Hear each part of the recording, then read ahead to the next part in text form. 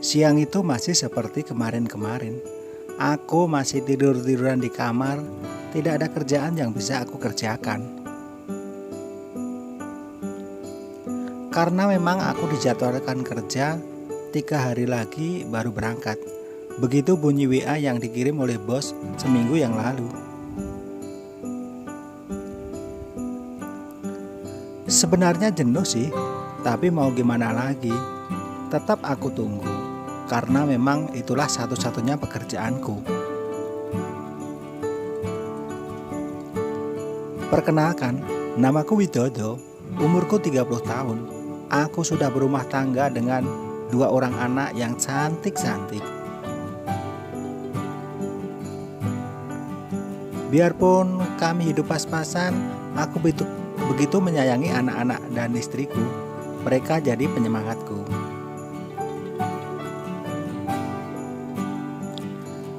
Tukang bangunan adalah pekerjaanku, dengan gaji yang tidak besar, namun itu sudah cukup untuk kami makan. Aku bekerja di proyek yang kebetulan beda kota dengan tempat tinggalku. Jadi biasanya aku berangkat naik bis untuk menuju ke sana.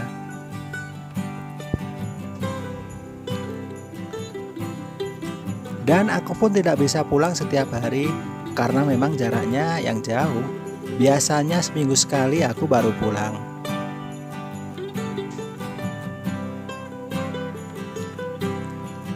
Karena kalau kelamaan pulangnya kita jadi kangen. Dan aku juga tidak kuat kalau harus berlama-lama tidak dapat jatah dari istri.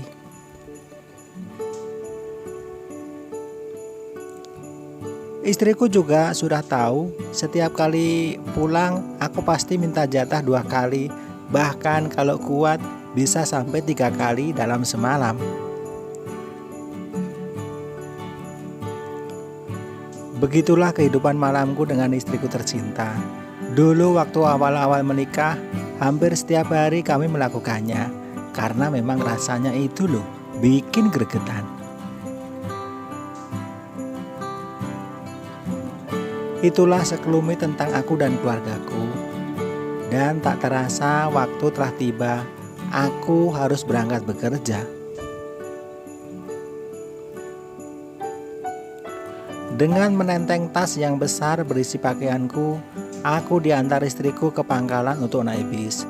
Tak berapa lama menunggu, bisnya pun tiba.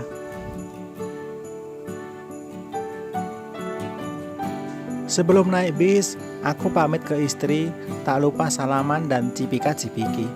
"Hati-hati ya Pak," kata istriku singkat. Aku pun bergegas naik bis itu, karena memang sang kernet sudah nyuruh aku cepat-cepat untuk naik.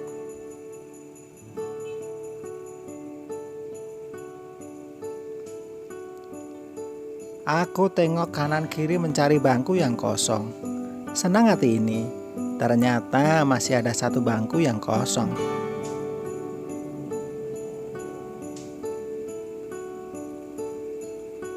Aku pun langsung menuju bangku itu dan aku duduk.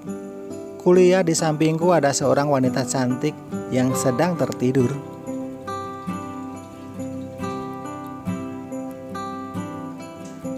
Kuliah dia begitu cantik dengan leher belakang kelihatan karena rambutnya dikuncir ke atas.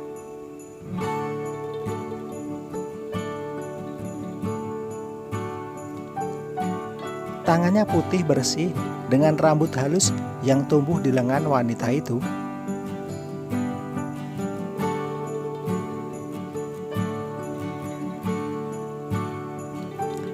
Kalau perhatikan betul-betul, sepertinya aku kenal dengan wanita ini. Tapi siapa ya? Aku lupa. Mau menegur takut salah orang. Biarlah daripada malu. Aku pun mencoba memejamkan mataku ini sambil sesekali melirik wanita itu.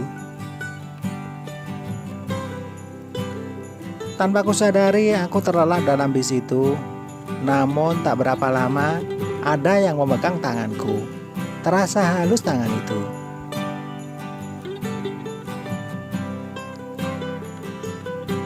"Mas, bangun Mas. Kudengar suara merdu wanita di sebelahku membangunkanku. Ini Mas Widodo kan?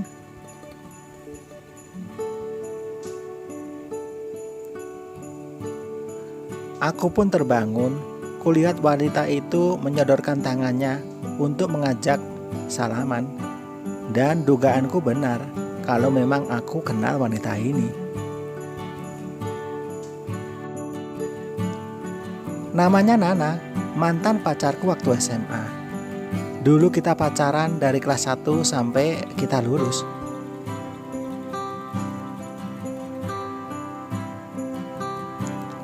Kita pun ngobrol kesana kemari. Aku juga cerita kalau aku sudah punya istri dan 2 orang anak.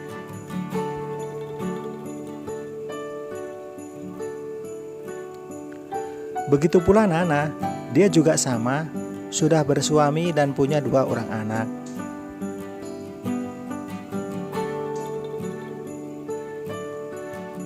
Dari obrolan itu aku juga tahu kalau selama ini Nana tinggal tidak jauh dari tempatku bekerja.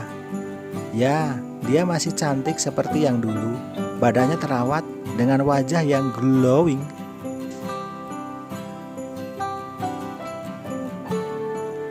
Dia pun masih ingat dengan janji kita berdua semasa pacaran waktu SMA dulu. Janji yang edan dan agak nyeleneh.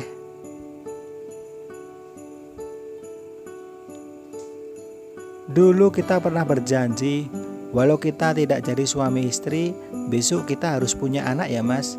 Ini kan aneh, nyeleneh.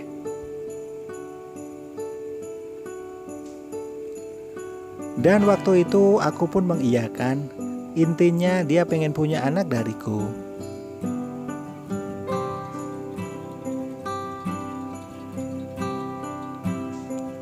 Aku bingung harus bagaimana. Kalau aku terima, aku mengkhianati istri dan anak-anakku. Kalau tidak aku terima, ini kan vitamin. Tak berapa lama bis pun berhenti. Dia turun dan dia menarik tanganku, mengajakku untuk ikut turun.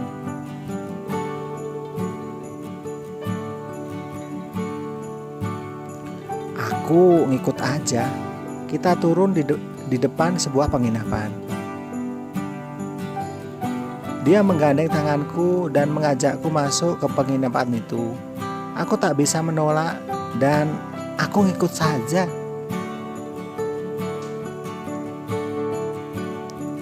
Setelah dia selesai mengurus administrasinya, kita langsung menuju salah satu kamar. Kita masuk dan pintunya dikunci. Dan dia berkata, "Mas, aku pengen punya anak darimu seperti janji kita waktu dulu. Ayo Mas." Kita pun melakukannya waktu itu. Sungguh pengalaman yang tak bisa aku lupakan, dan ini terjadi hanya sekali. Aku masih setengah tidak percaya semua ini bisa terjadi. 1 bulan kemudian aku diberi kabar kalau Nana telah datang bulan.